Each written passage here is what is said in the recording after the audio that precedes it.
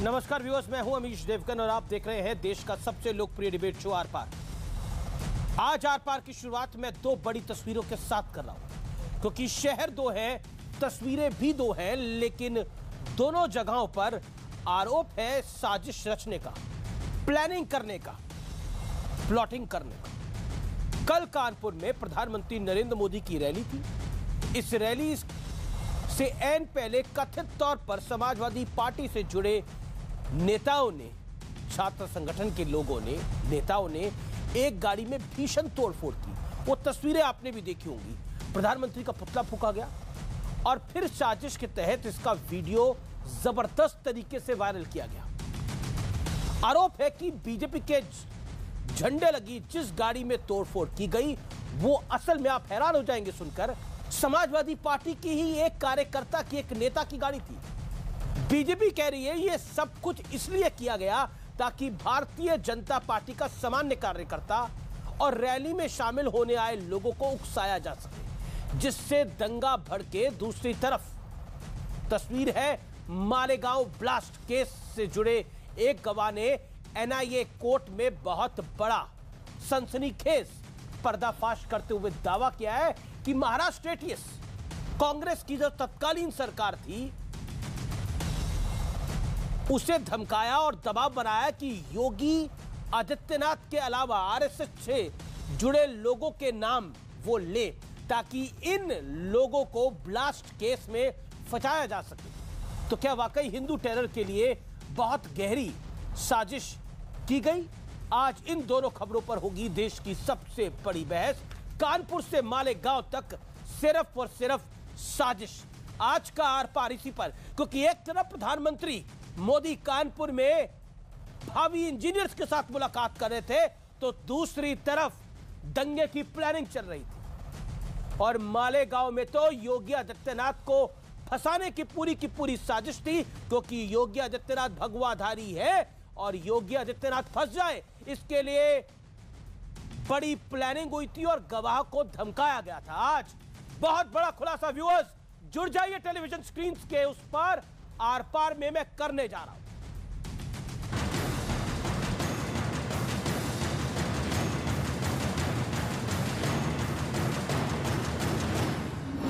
प्रधानमंत्री मोदी की रैली के ठीक पहले कानपुर के नौबस्ता में कार में जमकर तोड़फोड़ हुई, पुतला दहन किया गया। तोड़फोड़ और आगजनी का वीडियो रैली से ठीक पहले वायरल भी कर दिया गया। लेकिन अब आरोप लग रहा है कि सपा नेता ने खुद अपनी ही गाड़ी पर पीएम मोदी का पोस्टर लगाकर जमकर तोड़फोड़ की, और ये सब बीजेपी कार्यकर्ताओं और रैली में शामिल होने आए लोगों को उकसाने की साजिश थी। वो मुस्लिम बाहुल्य क्षेत्र है, वहां इस प्रकार से गुंडाई करके आप दंगा भड़काने की कोशिश करते हैं। स्वाभाविक रूप से आप चाहते थे वहां हिंदू मुस्लिम दंगे हो। दूसरी तरफ 2008 के मालेगांव ब्लास्ट केस में भी बहुत बड़ी खबर सामने आई है। इस केस से जुड़े एक गवाह ने एनआईए कोर्ट में पर्दाफाश करते हुए दावा किया कि महाराष्ट्र एटीएस ने उसे धमकाया और दबाव बनाया कि योगी आदित्यनाथ के अलावा आरएसएस के इंद्रेश कुमार, स्वामी असीमानंद, देवधर और काका जी का नाम ले, ताकि इन लोगों को ब्लास्ट केस में फंसाया जा सके। उस समय कैसे भारतीय जनता पार्टी के कार्यकर्ताओं को, नेताओं को, राष्ट्रीय स्वयंसेवक संघ के नेताओं को, हिंदू नेताओं को कैसे लोग झूठे मुकदमों में फंसाने का कार्य कर रहे थे, और कांग्रेस के लोगों को इसके लिए माफी मांगनी चाहिए देश की जनता से। सरदार मनमोहन सिंह और सोनिया के नेतृत्व में कांग्रेस लेड जो यूपीए गवर्नमेंट बनी थी, उसने एक साजिश रची। उत्तर प्रदेश का चुनाव का एक माहौल शुरू हो चुका है। योगी आदित्यनाथ जी को क्लीन चिट दिलाने की कहीं न कहीं एक कोशिश है। हर दिन केवल एक ही बात दोहराते थे कि जब तक आप 5 आरएसएस के लोगों के नाम नहीं गिनाओगे तब तक हम आपको नहीं छोड़ेंगे। वो नाम है योगी आदित्यनाथ जी, स्वामी असीमानंद, इंद्रेश कुमार, देवधर जी और काका जी। तो आज देश के इन दोनों सबसे बड़े मुद्दों पर होगी सबसे बड़ी बहस।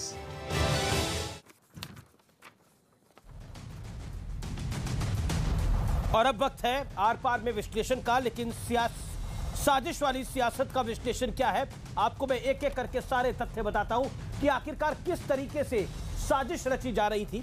बीजेपी का आरोप कि मुस्लिम बहुल इलाके, ये बहुत लिखा हुआ है लेकिन बहुल है, मुस्लिम बहुल इलाके में दंगे की चाल, ये त्रुटि है, माफ करिए इसके लिए। 5 लोग गिरफ्तार, 5 पर समाजवादी पार्टी से जुड़े होने का आरोप है। अपनी कार में प्रधानमंत्री का पोस्टर लगाकर उसमें तोड़फोड़ की गई, जिससे भारतीय जनता पार्टी के कार्यकर्ता मतलब उनको उकसाया जा सके, जिससे उस इलाके में अगर दंगा हो जाएगा तो पूरा का पूरा नाम जो है वो प्रधानमंत्री मोदी पर आ जाएगा। ये देखिए किस जबरदस्त तरीके से प्लानिंग थी। हालांकि समाजवादी पार्टी ने इन 5 नेताओं को, कार्यकर्ताओं को, छात्र नेताओं को इस समय बर्खास्त कर दिया है, जो इस समय की ब्रेकिंग स्टोरी भी है। मालेगांव केस में सीएम योगी को हिंदू आतंकी बनाने की साजिश थी। सोचिए 2008 के इस पूरे घटनाक्रम के अंदर योगी आदित्यनाथ, क्योंकि भगवाधारी महंत है, इस महंत को फंसाने की कोशिश थी।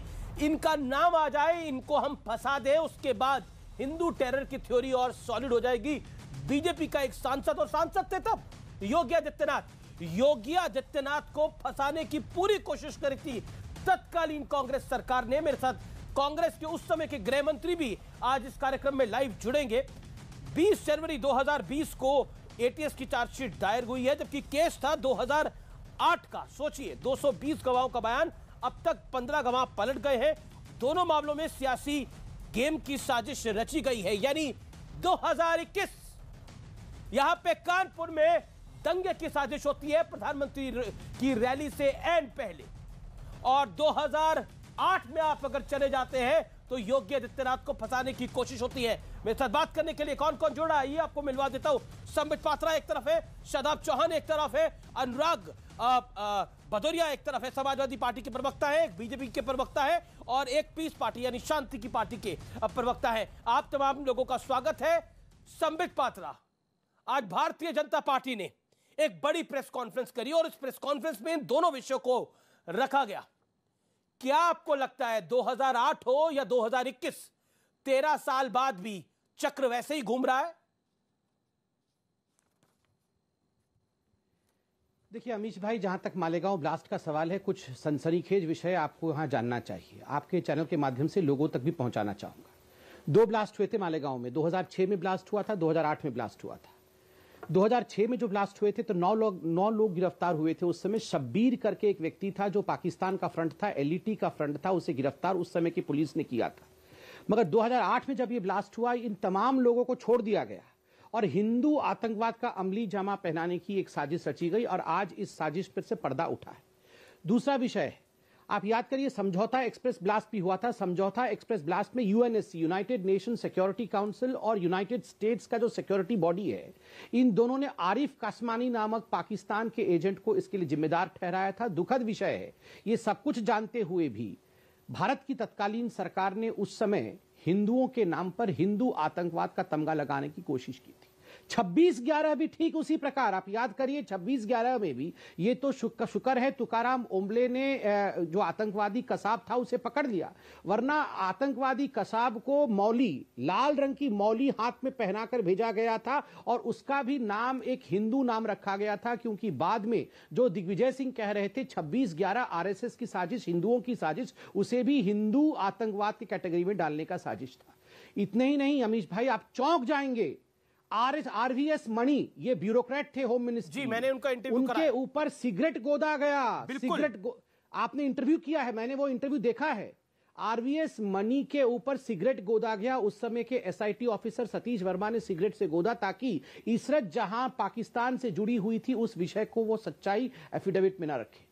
और जीके पिल्लई जो कि उस समय के होम सेक्रेटरी थे, उन्होंने भी इंटरव्यू में कहा कि जो पहला एफिडेविट हमने कोर्ट में दिया था उसमें हमने कहा था कि पाकिस्तान आतंकवादी है इशरत जहां, मगर चिदम्बरम ने खुद अपने हाथों से उस लाइन को काटा और सेकंड एफिडेविट कोर्ट में भर्ती किया। आप सोचिए, हिंदुओं को आतंकवादी साबित करने के लिए ये कुछ भी करने के लिए तैयार थे। ये हिंदुओं से इतनी नफरत करते हैं, इतनी नफरत करते हैं कि किसी भी कीमत पे हिंदू आतंकवाद को यहां पर स्थापित करना है।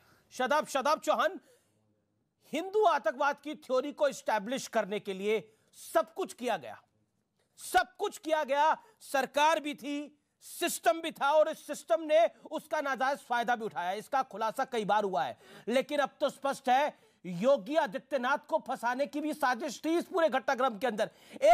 तब तो योगी आदित्यनाथ कोई सीएम नहीं थे, सांसद थे, महंत थे और महंत रहेंगे। एक महंत को फंसाने के लिए क्या कुछ रचा गया। अमीश जी, ये देखिए आप कि 1925 में जब उसी वक्त हेडगेवार गोलवलकर ने कहा कि दो मुसलमान और ईसाई देश के लिए अच्छा नहीं कभी भी सोच सकते, अभी हरिद्वार की धर्म संसद में क्या क्या कहा जा रहा है, मुसलमानों को खत्म कर देंगे और पुलिस उनके साथ रंगरलियां मना रही है, मजे कर रही है। और वहां रायपुर में कहा गया कि बोल रहे हैं नाथुराम गोडसे पुलिस रंगरलियां मना रही है। रंगरलियां मनाने का मतलब पता है आपको? सुनिए, रंगरलियों का मतलब क्या होता है? कोई भी शब्द आप लोग बोल देते कार्यक्रम के अंदर। रंगरली का आपको आप सिक्योरिटी फोर्सेस को समझते क्या है? अरे जिसने हरिद्वार के अंदर हेट स्पीच दी उस पर कार्रवाई होगी और कार्रवाई हो रही है, लेकिन प्रशासन, लेकिन पुलिस फोर्सेस रंगरलियां बना रही है। अरे अपनी जान की बाजी लगाकर, अपने आप को अपनी जान की बाजी लगा के सब कुछ करते हैं। आपको लगता है पुलिस रंगरलियां बना रही है? पुलिस ना आप पुलिस को क्या समझते हैं? आप जानते हैं कई पुलिस वाले अपने घर रात भर जा नहीं पाते। बीएसएफ सीआरपीएफ के लोग जा नहीं पाते। आप सिक्योरिटी फोर्सेस को बोलते हैं रंगरलियां बना रहे हैं। रंगरलियां मनाने का मतलब क्या है? आप मुझे बताइए, रंगरलियां मनाने का मतलब क्या है? रंगरलियां मनाने का मतलब क्या है? व्यूअर्स, आप गूगल में सर्च करिए रंगरलियां किसको कहते हैं और शादाब जान चौहान को बताइए रंगरली कौन बताता है इस देश के अंदर। टैग करके बताइए। रंगरली का मतलब क्या है? गांधी को हरामी बोलने वालों को यूएपीए नहीं लगता, यूएपीए नहीं लगता गांधी और मनमोहन को हरामजादा कहने वालों पर। ये अफसोस है। और मैं तो शुरू से कह रहा हूं कि हिंदू बुरा नहीं है, लेकिन गेरुआ वस्त्र धारण करके एक गैंग सनातन धर्म को बदनाम करने की जो शैतानों की फौज है, ये हमेशा राष्ट्रपिता के बारे में आप जो शब्द बोले मेरे कार्यक्रम के अंदर, इसको आइंदा से मत बोलिएगा। महात्मा गांधी पूजनीय है। महात्मा गांधी इस देश की आन बान और शान है। महात्मा गांधी इस देश की आत्मा है। इसलिए महात्मा गांधी के बारे में आपने जो शब्दों का इस्तेमाल करा, आज के बाद मेरे कार्यक्रम में मत करिएगा। मेरा आपसे निवेदन है। किसने इस्तेमाल? और मेरी वार्निंग भी है आपको। नहीं अमीश जी, बस अमीश जी, मैं तो रेस्पेक्ट करता हूं, मैंने कहा, लेकिन इन शब्दों को इस्तेमाल करने वालों के खिलाफ यूएपीए क्यों नहीं लगा? यूएपीए क्यों नहीं लगा? जो कार्यक्रम होने थे वो हो गए। क्यों नहीं लगा? उस पे जो कार्रवाई होनी है वो चल रही है सिस्टम के अंदर। लेकिन एक सेकंड मुझे बताइए, एक महंत को झूठों फंसाने की कोशिश थी, झुट्टो फंसाने की कोशिश थी, क्योंकि वो भगवा डालता था। अमीश जी, मुझे क्योंकि वो भगवा डालता है इसलिए फंसा दो हिंदू आतंकवाद के नाम पर।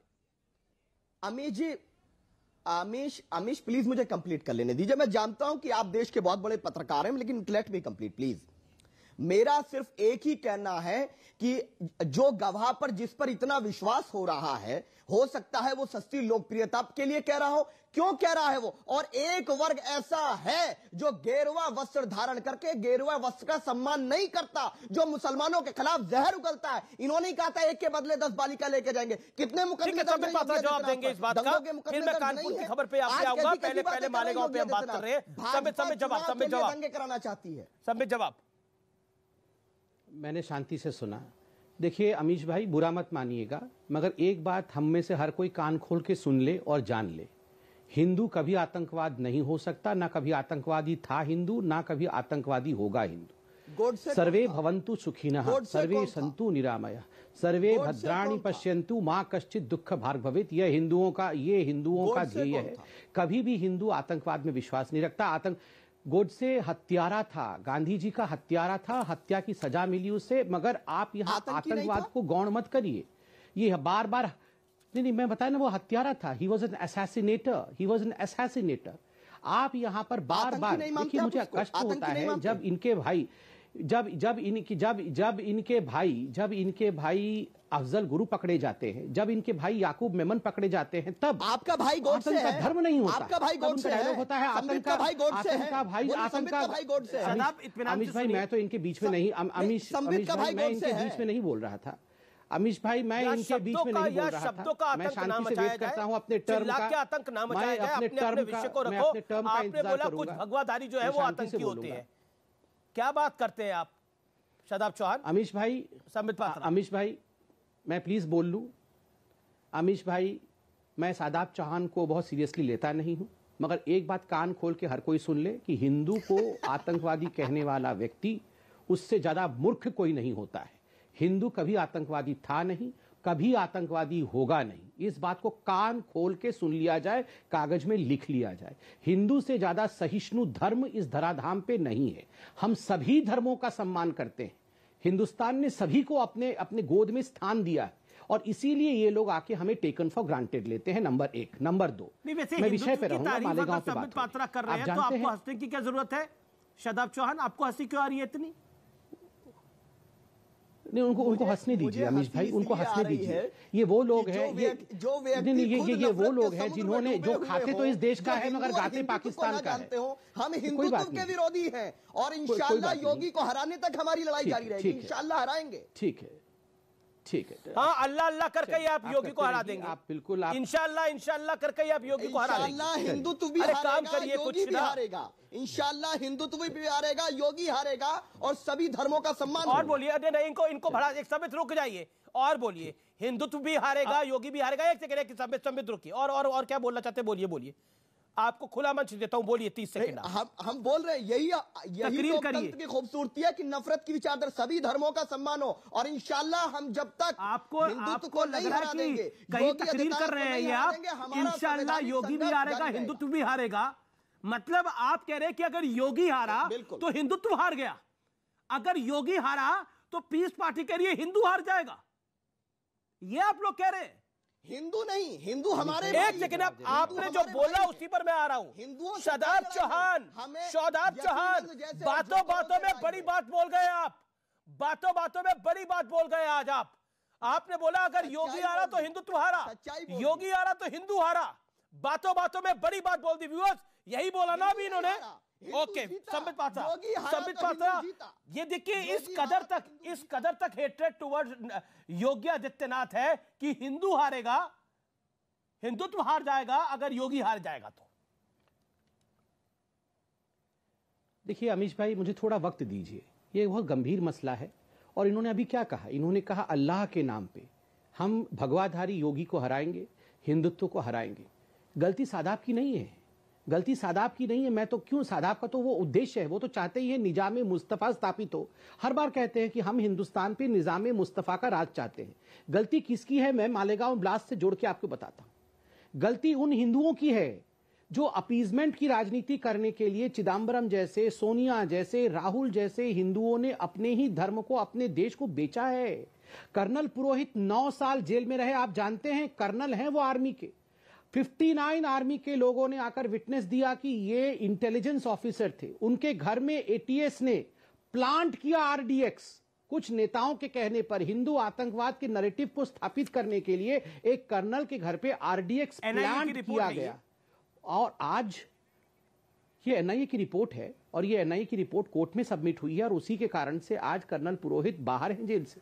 मगर 9 वर्ष बर्बाद हुए उनके जेल में। एक आर्मी का ऑफिसर जो इंटेलिजेंस का काम करता था, उसका 9 वर्ष इन लोगों ने बर्बाद किया, जो हिंदू थे और जो अपने हिंदू धर्म को अपमानित और बदनाम करने के लिए शादाब चौहान जवाब को गा रहे थे।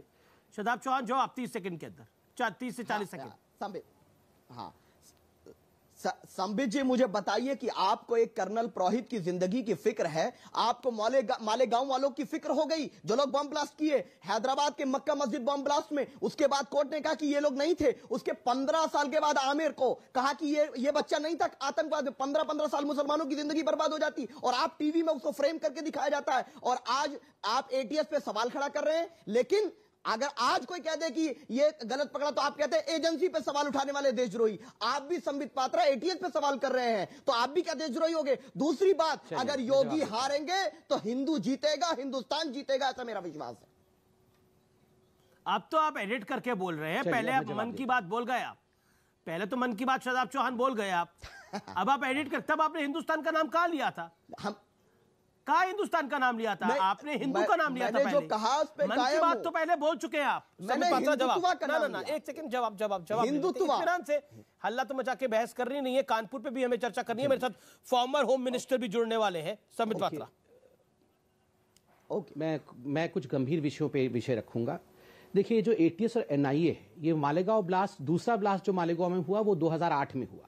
2008 से एटीएस देख रही थी, 2011 में एनआईए ने इसे टेक ओवर किया। ना तो 2008 में हमारी सरकार थी और ना ही 2011 में जब एनआईए ने इस केस को टेक ओवर किया तब हमारी सरकार थी। एनआईए ने एटीएस में खामी ढूंढकर एनआईए ने कहा कि एटीएस के चार्जशीट में कमी है, कहीं ना कहीं ये मैनिपुलेटेड है, तो हमारी सरकार तो थी नहीं। जी हम उंगली नहीं उठा रहे हैं। आपने आरडीएस तक प्लांट कर दिया। 26/11 हिंदुओं की साजिश, 26/11 आरएसएस की साजिश। जी, पॉइंट है आपकी बात के अंदर। मेरे साथ इस समय नसीम खान भी जुड़ गए हैं, जो कि फॉर्मर होम मिनिस्टर है रहे हैं महाराष्ट्र के और कांग्रेस पार्टी के वरिष्ठ नेता हैं। नसीम खान जी, आपका अभिनंदन है।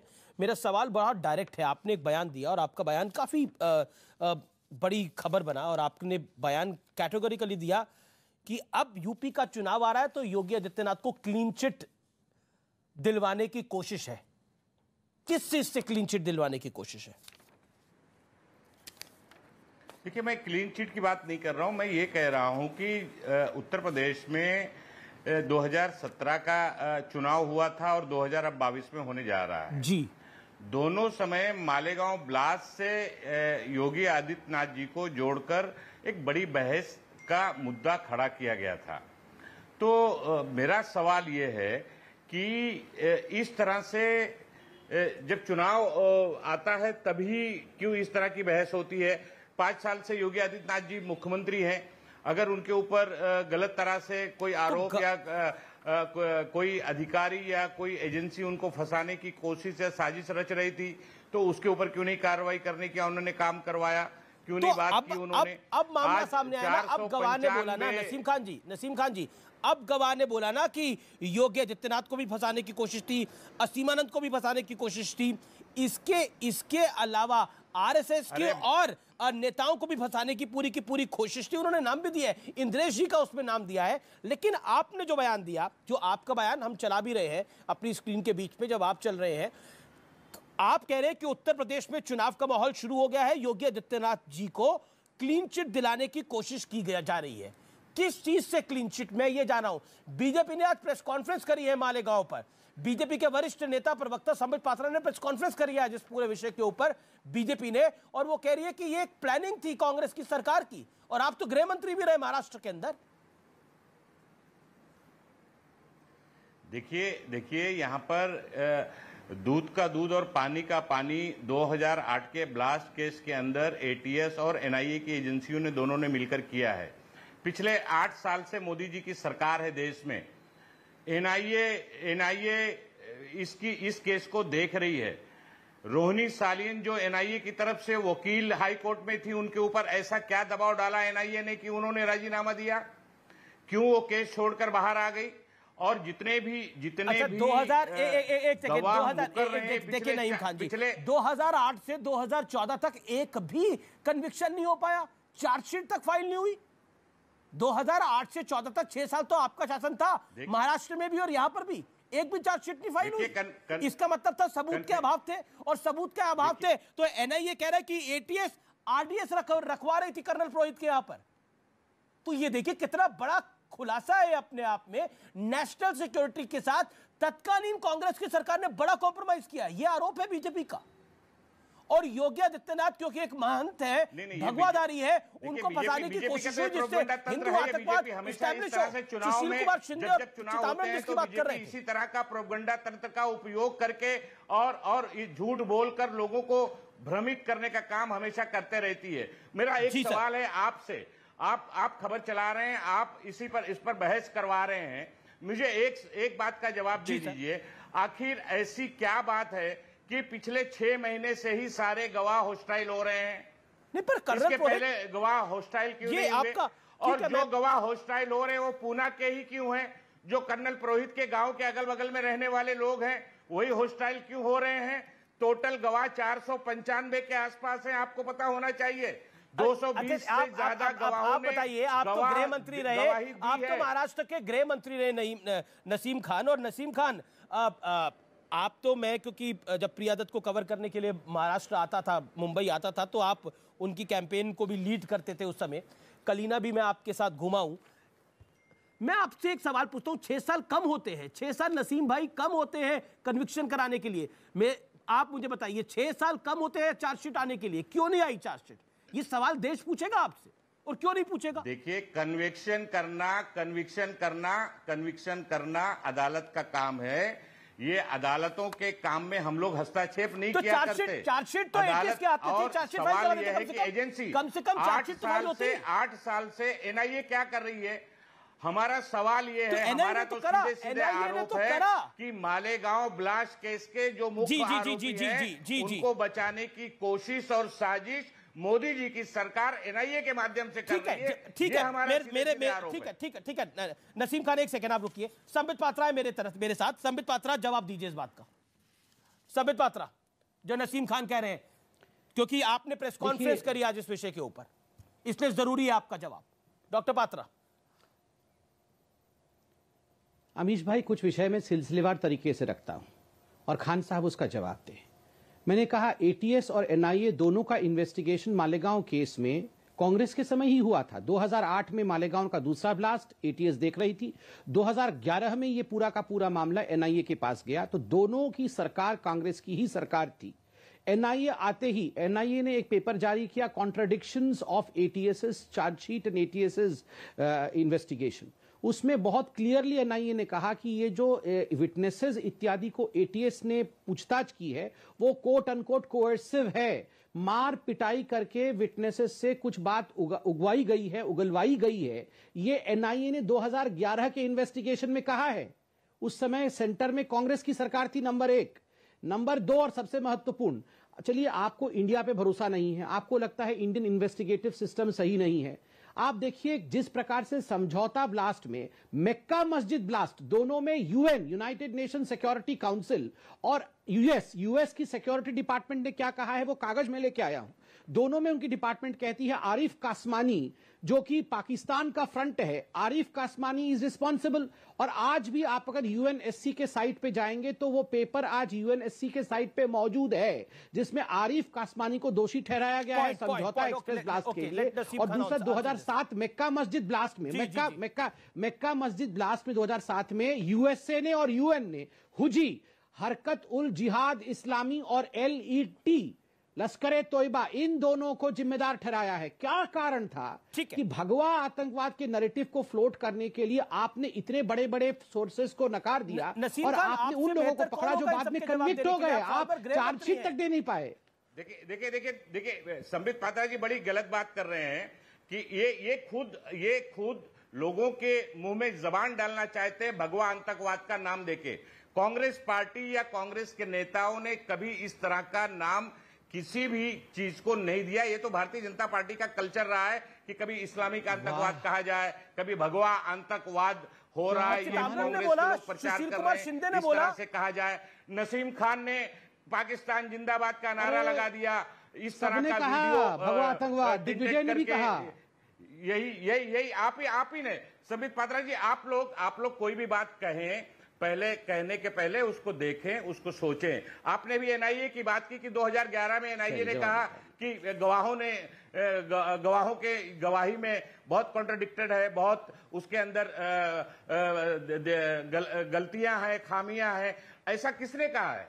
कब कहा है एनआईए ने? एनआईए ने कभी ऐसा नहीं कहा है। एनआईए ने सही तरह से सारे केसेस को रखा है। एनआईए ने कभी नहीं कहा था कि गवाहों की गवाही गलत है और इसके अंदर कॉन्ट्रडिक्टेड है। ये बात नहीं कही है। ये सब आप लोग गलत तरीके से लोगों को गुमराह करने का काम मत कीजिए। पिछले 6-7 साल से एनआईए का गलत तरह से इस्तेमाल करके मोदी जी की सरकार मालेगांव ब्लास्ट केस का गलत इस्तेमाल कर रही है। बीजेपी की सरकार, ये बड़ा आरोप है कांग्रेस का और फॉर्मर गृह मंत्री महाराष्ट्र का। संबित पात्रा, जवाब इस बात का। मैं जवाब देता हूं। Misusing it. देखिए कौन सच बोल रहा है, कौन झूठ बोल रहा है, कौन सच बोल रहा है, कौन झूठ बोल रहा है, ये तो यही दूध का दूध और पानी का पानी हो जाएगा। अभी कांग्रेस के प्रवक्ता, कांग्रेस के पूर्व मंत्री ने कहा कि कांग्रेस पार्टी के किसी भी नेता ने हिंदू आतंकवाद, सैफरन टेरर शब्द का इस्तेमाल ही नहीं किया। सुशील कुमार सिंधे तत्कालीन प्रधानमंत्री मनमोहन जी, सोनिया जी और राहुल जी के सामने खड़े होकर वो गृह मंत्री थे। जयपुर के अधिवेशन में कहा, जयपुर के अधिवेशन में हिंदू आतंकवाद कहा और उन्होंने कहा कि भारतीय जनता पार्टी और आरएसएस आतंक के कैंप्स चलाती है। ये जो कश्मीर में आतंकवाद चल रहा है उसका कैंप भारतीय जनता पार्टी चलाती है। बाद में माफी मांगना पड़ा क्योंकि पाकिस्तान ने शिंदे के स्टेटमेंट को यूएन में भी दिया और कहा कि हिंदुस्तान के गृह मंत्री कहते हैं कि ये जो आतंकी कैंप चलता है ये संघ और बीजेपी चलाती है, पाकिस्तान नहीं चलाती है। ये यूएन तक में पाकिस्तान ने जाके कहा, नंबर 1। नंबर 2, एनआईए और एटीएस, आपको मैं कह रहा हूं, आप लिख लीजिए, अभी आप गूगल कर लीजिएगा, flip flops of NIA ATS showdown. ये आप पूरी की पूरी story Hindustan times, times of India सब में छपा हुआ है। ये फ्लिप फ्लॉप आप पढ़ लीजिए। एनआईए ने एटीएस के लिए क्या क्या कहा है आप पूरा उसमें देख लीजिएगा। मैं तो इतना बड़ा आर्टिकल है, इतनी बड़ी बड़ी सच्चाइयां हैं कि मैं अभी कहूंगा तो पूरा शो खत्म हो जाएगा। आप प्लीज गूगल करके एक पॉइंट तो नसीम खान आपको भी जानकारी होगी, जयपुर अधिवेशन में सुशील कुमार शिंदे ने बोला था और विकीलीक्स के अंदर क्लियर चिदम्बरम ने कहा है, विकीलीक्स पर है, राहुल गांधी ने चिदम्बरम ने कहा है, यूएस एनवॉय को बोला, वो भी हमारे सामने है। एक सेकंड, चिदम्बरम ने बोला, तत्कालीन गृह मंत्री ने, चिदम्बरम ने कहा, शशि थरूर ने कहा, दिग्विजय सिंह ने कहा। जी नसीम खान बोलिए आप। सब इस तरह से ये आवाज आ रही है? जी सर बोलिए, मेक योर पॉइंट। नसीम भाई बोलिए। मैं बोलूं? जी नसीम जी बोलिए। देखिए मेरा पॉइंटेड सवाल है, हम मालेगांव पे बहस कर रहे हैं। मालेगांव ब्लास्ट केस में सीधे सीधे जितने भी आरोपी हैं उनको बचाने की पूरी तरह से साजिश हो रही है। पूरा देश देख रहा है, जुडिशरी देख रही है, देश देख रहा है, लोग देख रहे हैं किस तरह से एनआईए की एडवोकेट के ऊपर दबाव डाला गया। रोनी सालियन को इस्तीफा देना पड़ा, वो खुद इस्तीफा देके केस से अपने आप को उन्होंने अलग कर लिया। अब उत्तर प्रदेश के चुनाव को सामने रखकर योगी जी का विषय लाकर उस पे बहस करवाना, उस पे डिबेट करवाना, ये कहां का न्याय है मुझे बताइए। ठीक है, मतलब तो आप कह रहे हैं कि बीजेपी चुनाव के लिए प्लानिंग कर रही है। अभी तो कानपुर में दंगे की प्लानिंग हो गई तो वो बीजेपी करा रही थी, उसमें सपा के कार्यकर्ता निकले, सपा ने उनको सस्पेंड भी कर दिया। संबित पात्रा इसका जवाब दे दीजिए पहले, जो नसीम खान बोल रहे हैं। इंद्रेश कुमार कौन सा चुनाव लड़ रहे हैं उत्तर प्रदेश के अंदर? काका जी कौन सा चुनाव लड़ रहे हैं उत्तर प्रदेश के अंदर? कोई ये चुनाव नहीं लड़ रहे नसीम जी। संबित पात्रा जवाब। काका जी इंद्रेश कुमार जी भारतीय जनता पार्टी का प्रचार कर रहे हैं, आपके इंफॉर्मेशन के लिए। वो आरएसएस के चुनाव तो नहीं लड़ रहे ना। मैं जवाब। कर्नल पुरोहित कौन सा चुनाव लड़ रहे हैं? अरे सुनिए ना, नहीं आरएसएस तो पूरा भारतीय जनता पार्टी की विंग है ना। भारतीय जनता पार्टी आरएसएस की राजनीतिक दल है, उनकी राजनीतिक मैं जवाब देता हूँ अमीश भाई, मैं जवाब देता हूँ। प्रचार करते हैं और काम करते हैं। ठीक है, लेट संबित रिप्लाई। संबित जी सुनिए खान साहब, मैं आपका सम्मान करता हूं। एक बात आप बिल्कुल लिख लीजिए, पेन भी आपके हाथ में है और बिल्कुल उसे याद रखिएगा। हिंदू कभी आतंकवादी नहीं होता है और हिंदू कभी आतंकवादी हो भी नहीं सकता है। आप हिंदुओं को आतंकवादी बनाने की चेष्टा ना करें। और ये नहीं, बार आप ही ने कहा। नहीं रुकिए ना सर, मैं आपके बीच में नहीं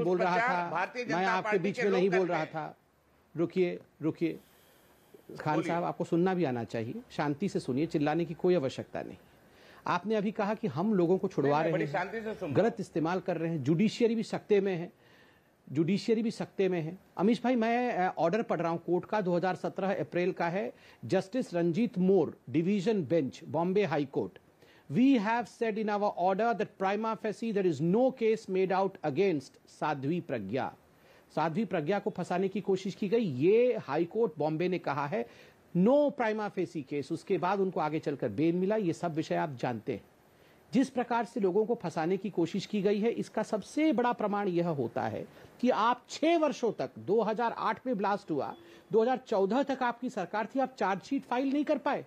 चलिए, आपका कहना है कि भारतीय जनता पार्टी अभी मैनिपुलेट कर रही है सिस्टम को। भाई साहब, आपके पास 6 वर्ष थे। 6 वर्ष में आप अगर सच्चाई को रख देते, सारे तथ्यों को कोर्ट के सामने रख देते, तो मजाल थी किसी की, कोई किसी को बचा जाता। आपका ही एजेंट, एटीएस भी आपकी थी, एनआईए भी आपका था, क्योंकि आपके हिसाब से ये सब एजेंसी तो सरकार के कहने पे काम करते हैं। आपने चार्जशीट क्यों नहीं दखल किया 6 वर्षों के अंदर? क्योंकि आपके पास हकीकत नहीं था, आपके पास सत्य का सहारा नहीं था, इसलिए एनआईए और एटीएस लड़ती रही आपस में। ठीक है, मैं अब नसीम जी, मुझे पता है आपको जाना है। बहुत बहुत शुक्रिया आपका हमारे साथ जुड़ने के लिए चर्चा में। आप जा सकते हैं। आपका बहुत बहुत शुक्रिया, आज आपने अपनी बात को रखा। मैं अब रुक करता हूं बड़ी खबर का। बड़ी खबर यह है कि अखिलेश यादव की पार्टी ने, समाजवादी पार्टी ने सस्पेंड कर दिया है, निकाल दिया उनको जो कल हुड़दंग मचा रहे थे। अनुराग जी, यानी गलती हुई थी और प्लानिंग थी जो बीजेपी ने आज प्रेस कॉन्फ्रेंस करी। संबित पात्रा ने एक बड़ी प्रेस कॉन्फ्रेंस करी। अच्छा होता संबित पात्रा जी एक प्रेस कॉन्फ्रेंस उनके लिए भी कर देते जिनको गांधी जी को गाली दी गई थी, राष्ट्रपिता के लिए गलत बोला गया था।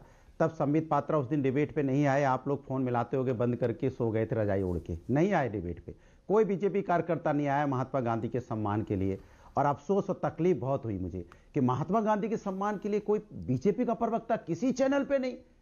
ये महात्मा गांधी का है, इसलिए कहते हैं भारतीय जनता पार्टी के चेहरे कितने हैं ये उत्तर देश की जनता पहचान गई है कि इनके बहुत चेहरे हैं। पर ये चेहरा समय समय पे सामने चेहरा लगाकर क्यों घूम रहे थे आप? जहां तक लखनऊ, हाँ वही मैं बोल रहा हूं, जहां तक समाजवादी का बात है, समाजवादी लोग संविधान और कानून को मानने वाले लोग हैं।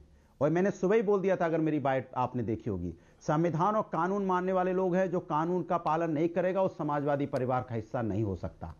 वो किसी तरह समाजवादी में इधर उधर से घुस तो सकता है लेकिन समाजवादी परिवार का हिस्सा नहीं हो सकता। समाजवादी परिवार का हिस्सा नहीं हो सकता किसी तरह। आपके नेता थे, ये क्या रहा क्यों? अरे मेरी बात गाड़ी पर मोदी का चेहरा क्यों लगाया गया? लिया आपने, मैं उसी का, अरे ठीक है आपने सवाल पूछ लिया, मैंने कहा तो कोई भी व्यक्ति जो कानून का सम्मान नहीं करेगा, अरे मैं बोल तो रहा हूं, कोई व्यक्ति जो कानून का सम्मान नहीं करेगा, देश का सम्मान नहीं करेगा, वो समाजवादी पार्टी का हिस्सा नहीं हो सकता, समाजवादी में नहीं रह सकता, चाहे किसी पद पे बैठा हो। लेकिन मैं भारतीय जनता पार्टी से पूछना चाहता हूं, क्या रोंदने वाले को ये गृह राज्य मंत्री बना देते हैं? ये कब हटाएंगे जरा ये बता दें। इनसे सीधा सवाल है मेरा। ये तो गृह राज्य मंत्री बना देते हैं, रोंदने वाले के पिताश्री को गृह राज्य मंत्री बना देते हैं, फिर उनके बारे में पूछा जाता है तो ये बोले वो तैयार नहीं होते। और एक बात बता दूं, इसमें चिंता की बात है, बीजेपी कह रही है दंगे की साजिश थी। अनुराग जी, आप ही से सवाल पूछ रहा हूं और मैं माफी भी चाहता हूं, मैं आपके पास लेट आया। आप भी जान लेते विषय मालेगांव का था, जिस विषय पर आप का कोई दोष नहीं है, लेकिन ये हुआ कांग्रेस के शासन के अंदर, हालांकि आपका समर्थन था उस सरकार को। पॉइंट ये है, इस समय पॉइंट ये है कि आखिरकार मुस्लिम बहुल इलाके में ये प्लानिंग क्यों की गई? ये सवाल तो उठेगा। सिर्फ पल्ला इससे झाड़ देना, हमने उन 6 को निकाल दिया जो पकड़े गए, लेकिन इनके पीछे कौन था जो इनसे ये सब कुछ करवा रहा था? सपा की गाड़ी पर मोदी का पोस्टर चिपकाकर, उस गाड़ी को तुड़वाकर, जहां से बीजेपी के कार्यकर्ता सामान्य लोग जा रहे हैं, वो उकसे और वो कुछ पलटवार कर दे, ये चाह रहे थे। पीछे कौन था इसके? बस हो गया। कौन समाजवादी पार्टी का बड़ा नेता था? यही सवाल तो यही सवाल तो बार बार पूछ रहे हो आप, मैं सीधा जवाब दिया एक ही बार। जो व्यक्ति हमारे देश के कानून का सम्मान नहीं कर सकता, वो समाजवादी का हिस्सा नहीं हो सकता। बोल तो रहा हूं मैं, वो समाजवादी परिवार का हिस्सा नहीं हो सकता। जो समाज के अंदर माहौल खराब करेगा वो समाजवादी परिवार का हिस्सा नहीं हो सकता। लेकिन मैं पूछना चाहता हूं कि टेनी को कब निकालेंगे बताइए पार्टी से, जो जिसके बेटे पे रोंदने का आरोप है, जो खुद कह रहा है कि मैं बहुत बड़ा गुंडा हूं और मुझे 2 दिन का समय दे दो, मैं किसी को यहाँ पे लखीमपुर तक रहने नहीं दूंगा। ठीक है, संबित इसका जवाब देंगे। संबित पात्रा, प्रेस कॉन्फ्रेंस आपने करी, इतनी देर बाद आए तो 1 सेकंड और दे दीजिए ना। 1 सेकंड और दे दीजिए। इतनी देर बाद आए, पात्रा तो 30 मिनट से बोल ही रहे हैं। अरे आप 5 से 10 सेकंड लीजिए। मैं अभी आ रहा था तो अरे सुन लीजिए, एक 5 परिवार के, अभी परिवार के लोग मुझे मिले रास्ते में, मजाक नहीं कर रहा हूं आपसे, सीरियस कह रहा हूं। कह रहे हैं भैया आज 5 दिन हो गए खाना नहीं मिला है, मेरे घर में किसी के पास रोजगार नहीं बचा है, महंगाई इतनी है कि मैं आलू उबाल के भी नहीं खा पा रहा हूं, और ऐसा लग रहा है जैसे आत्मा से हमारी आत्मा निकल जाएगी भूख के मारे। ये महंगाई, बेरोजगारी और महिला अत्याचार, किसानों पे रोंदने वाले पे कोई चर्चा ही नहीं होती। गाड़ी में ये जो सपा की गाड़ी में मोदी का पोस्टर लगा के घूम रहे थे, ये बेरोजगार थे और टेनी पे ही बात, इनके पास रोजगार था? मैं जानने की कोशिश कर रहा हूं, ये युवा बात को घुमाने लग गए। वो तो मैंने बोल दिया, मैं पूछ रहा हूं आपसे, मैं तो सवाल पूछ रहा हूं कि ये जो सपा की गाड़ी में मोदी का पोस्टर लगा के घूम रहे थे, ये कौन थे? अरे भाई अनुराग भाई, आप तो इत्मीनान से जवाब देते। अनुराग जी, मैं सवाल आपसे पूछ रहा हूं, ये जो सपा की गाड़ी, समाजवादी पार्टी की गाड़ी में, 1 सेकंड भाई साहब, सर रुकना पड़ेगा। ये जो सपा की गाड़ी में मोदी का पोस्टर लगा के घूम रहे थे, ये बेरोजगार लड़के थे या इनके पास रोजगार था? मैं सवाल पूछ रहा हूं, आपकी पार्टी के नेता है तो आपको तो जानकारी होगी ना। ये रोजगार वाले थे, बेरोजगार थे? सुन तो लीजिए, एक सवाल कितनी, अरे सुन नहीं पाते आप। एक सवाल आप 5 बार पूछ चुके और मैंने आंसर दे दिया। संविधान के दायरे में अगर कोई रोजगार था या बेरोजगार थे? कानून का पालन करेगा तो ठीक है, रोजगार था या बेरोजगार थे, या फिर इनका रोजगार यही है? उत्तर प्रदेश में यही सब कुछ करने का ऐसा रोजगार है? ओके, संबित पात्रा, संबित पात्रा, आप टेनी पे जवाब दीजिए। किसान को रोंदने ये 5 तो बाहर हो गए हैं, 700 किसानों की ये 5 तो बाहर हो गए हैं। सपा संविधान में बिलीव करती है, कानून में बिलीव करती है। अनुराग हुआ अनुराग भाई 6 मिनट हो गए आपको अब तो बोलते बोलते, पूरी कसर पूरी कर दी आपने। अमेठी में 16 साल की बच्ची को किस तरह से लाठियों से मारा जा रहा है, उसके साथ अन्याय हो रहा है, इसके बारे में सवाल नहीं होगा। इसके बारे में सवाल नहीं होगा। आपकी सारी चिंता वाजिब है। संबित बोलिए, आप तो शांति बैठ गए। संबित बोलिए, टेनी अभी तक क्यों गति यहाँ मौका ढूंढना पड़ता है। मैं चिल्ला नहीं सकता हूँ, मैं चिल्ला बिल्कुल नहीं सकता हूँ। आप इन्हीं से बुलवाइए, मैं बिल्कुल चिल्ला नहीं सकता हूँ। धन्यवाद। देखिए अमीश भाई, आप याद करिए अक्टूबर 2013 जब आदरणीय प्रधानमंत्री नहीं बने थे, पीएम कैंडिडेट बने थे, तो मोदी जी पटना गए थे रैली करने के लिए। उनके रैली में साजिशन किस प्रकार से ब्लास्ट कराए गए, 8 लोगों ने अपने जीवन को खो दिया था, 80 लोगों से अधिक लोग घायल हुए थे। तो साजिश कितनी डीप हो सकती है, साजिश किस प्रकार की हो सकती है, ये हमने 2013 से देखा हुआ है। आप सोचिए, प्रधानमंत्री कल कानपुर जाते हैं, मेट्रो का उद्घाटन करने जाते हैं, ठीक उसी समय कितना सोचा गया होगा। एक सपा की गाड़ी, मतलब जो गाड़ी है, ये सपा के अंकुर पटेल की गाड़ी है, उस गाड़ी में बीजेपी के पोस्टर्स लगाना, बीजेपी के झंडे लगा के लेके आना, फिर सपा के टोपी पहनकर जिसपे छात्र संघ लिखा हुआ है, छात्र सभा लिखा हुआ है, छात्र सभा के नेताओं द्वारा आक्रमण करना, आगजनी करने की कोशिश करना, वहां मोदी जी के पुतले को फूंकना, ये क्या भड़का रहे थे लोगों को? ये लोगों को भड़का कर दिखाना चाहते थे कि देखो अभी हम जो सपा के कार्यकर्ता हैं, हम जो गुंडे हैं, हम गुंडई करेंगे और बीजेपी के कार्यकर्ताओं को भड़काएंगे, और बीजेपी के कार्यकर्ता अगर उतर के आएंगे तो यहाँ मछरिया करके जगह है, हिंदू मुसलमान का दंगा यहाँ हम कराएंगे। ये बड़ा आरोप है संबित आपका। ठीक है अनुराग जवाब, हिंदू मुसलमान का दंगा कराने की साजिश थी आपकी। जवाब दे दूं? एक सेकंड, वो शादाब चौहान भी बोल रहे हैं, लेकिन अनुराग भदौरिया का आवाज खोलिए, पहले वो बोलेंगे, अनुराग बोलेंगे। जवाब संबित की बात का। आप हिंदू मुसलमान दंगा कराना चाहते थे, बीजेपी का गंभीर आरोप है। आवाज बंद कर देते हो अमीश जी।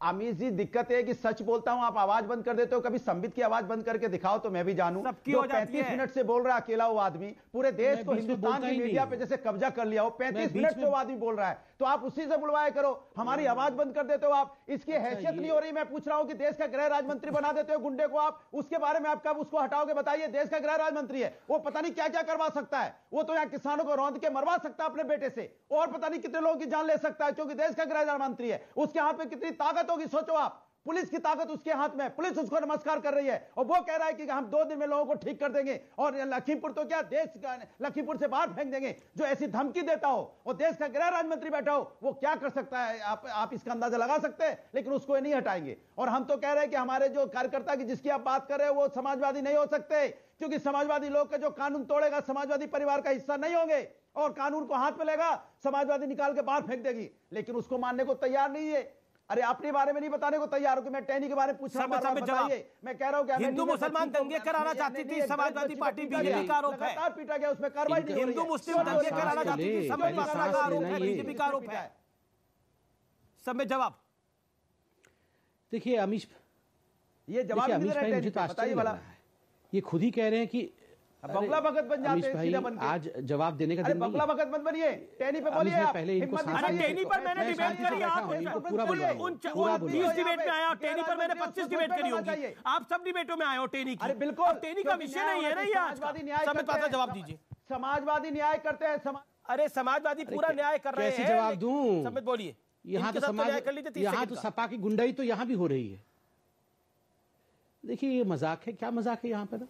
मतलब आप बताइए अमीश भाई, आज मैं सुबह उठा तो मैंने ट्विटर में देखा कि अखिलेश जी ने घोषित किया है कि अगर सांड के साथ युद्ध हो जाए और सांड के साथ युद्ध करके मरने वालों को 5 लाख रुपए का मुआवजा दिया जाएगा। सांड के साथ तो युद्ध करके मरने वालों को 5 लाख दिया जाएगा। सपा के जो गुंडे हैं उनके कारण मरने वालों को कितना दिया जाएगा? क्यों नहीं? ये तो अनुराग ये क्यों नहीं? अखिलेश जी कहते हैं कि सपा के गुंडों के साथ नहीं, क्या जवाब देंगे? ये तो सांड भी इतना लड़ता नहीं जितना अनुराग भदौरिया लड़ते हैं आके। एक तो लाल टोपी खुद पहनते हैं और फिर सांड करते रहते हैं दिन भर। सांड से मरने वालों को 5 लाख रुपए और समाजवादी पार्टी के गुंडे जो लोगों को मार रहे हैं उसको कोई मुआवजा मिलेगा कि नहीं मिलेगा? आपकी हिम्मत है तो बताइए। आप रुकिए, आप रुकिए। रोने वाले किसान की जिनके परिवार में मौत हुई है उनको 1 करोड़ रुपया देंगे तो बताइए। मतलब मैं 1 करोड़ रुपया देंगे? मैं कुछ पूछता हूँ, ये एक ही चीज बोलते रहते हैं। हमारी आपकी सांड से मरने, देखिए सांड भी आ गया अब लाल बीच में। बोलिए करेंगे हाँ या ना? अब बोलोगे नहीं, बोलोगे नहीं। मतलब विधवा हमारी आपकी बहन विधवा होगी, बच्चे अनाथ हो गए आपके रोने की वजह से। वो थार से रोन दिया। सांड से कोई लड़ेगा क्यों? ये समस्या है। पर सांड से कोई लड़ेगा क्यों? लोगों के साथ नहीं खड़े हो आप। अरे सांड से कोई लड़ेगा क्यों? अनुराग उत्तेजित हो रहे हैं आप, मैं ये जान रहा हूं, क्या सांड से कोई लड़ेगा क्यों? बिल्कुल। सांड किसी को घायल कर दे वो अफसोसजनक है, सांड से कोई लड़ेगा क्यों?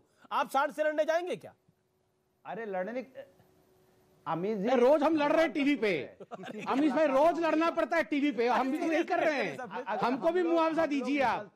सुनिए, अरे सीरियस ही डिबेट है। अरे रोज लड़ना पड़ रहा है। मुझे 10 लाख रुपए चाहिए मुआवजा। जितना यहाँ चिल्लाना पड़, 2-4 अरे जितना चिल्लाना पड़ रहा है आपसे लड़ना कोई सांड से लड़ने की कम है क्या? लोग पटक नॉन स्टॉप चिल्लाते रहते हैं। मारता है, पता है आपको कितने लोगों की मौतें हो चुकी है सांड की वजह से? सांड ने कितने लोगों को पटक के मारा? समाजवादी पार्टी के गुंडे मार रहे हैं, उनका क्या होगा? ये पटक के समाजवादी पार्टी के गुंडे मार रहे हैं, उनको मुआवजा दे रहे हैं कि नहीं दे रहे हैं? आपकी कोई दिक्कत तो है नहीं? पटक के समाजवादी पार्टी के जो गुंडे मार रहे हैं उनको मुआवजा मिलेगा या नहीं मिलेगा? आप सांड गोला में मिलेंगे वालों को तो मुआवजा बिल्कुल दीजिए, मगर समाजवादी पार्टी के गुंडों के कारण जो लोग मर रहे हैं उनका क्या होगा इसका बताइए। नहीं घूम रहे हैं और यह लोगों को कैसे मारते हैं आपको पता नहीं, सींग लगाते हैं और पटक देते हैं। तो एक बार कहीं चक्कर मत पड़ जाना, इसलिए उत्तर प्रदेश के चुनाव मत आना, यहाँ सांड बहुत घूमते रहते हैं, इसलिए आपको आगाह कर रहे हैं। और आपको तो मुझे पता नहीं था कि एंड में डिबेट सांड पे आ जाएगी। आपको लुटियन जोन में रहना है। अब देखिए, अब सोशल मीडिया पे तो बहुत कुछ चल रहा है, कोई सांड कह रहा है, कोई कह रहा है कि और भी बड़ी सारी बातें चल रही है। हालांकि सब बातें तो सोशल मीडिया की सच नहीं होती, लेकिन मुझे उम्मीद थी कि आज जो सार्थक चर्चा होगी, खासतौर पर ये जो कानपुर में मामला आया है, ये वाकई थोड़ा गंभीर मामला है। इसमें हालांकि समाजवादी पार्टी ने एक्शन भी लिया है, उनको बाहर भी किया है, लेकिन इनके पीछे कौन था वो साजिश सामने आनी चाहिए। और मुझे लगता है पुलिस इस पर जरूर कार्रवाई करेगी, या फिर पार्टी भी देखेगी कि इनके पीछे कौन था, इनका नेता कौन था जो इनसे ये सब कुछ करवा रहा था, किसके इशारे पे ये सब कुछ कर रहे थे। सामान्य बात नहीं है ये। आप अपनी गाड़ी पर मोदी का पोस्टर लगा के, सपा की गाड़ी पर मोदी का पोस्टर लगा के तोड़फोड़ कर रहे हैं। वेलकम बैक, आप देख रहे हैं इस समय आर पार, और अब आर पार में वक्त हो चुका है निष्कर्ष का। और आज का निष्कर्ष ये कि साजिश, प्लानिंग, प्लॉटिंग, ये शब्द आपने सुने होंगे, लेकिन आज आपने इसका उदाहरण देखा है कानपुर से लेकर मालेगांव तक। सोचिए, वोट की चोट के लिए, चुनाव के लिए क्या कुछ होता है, लेकिन जनता जनार्दन आप सबसे बड़े हैं, सबसे महान हैं, आप सब समझते हैं, सब जानते हैं और मौके पर अपना रिएक्शन देते हैं। फिलहाल आर पार में इतना ही। आप देखते रहिए न्यूज़ 18। नमस्कार।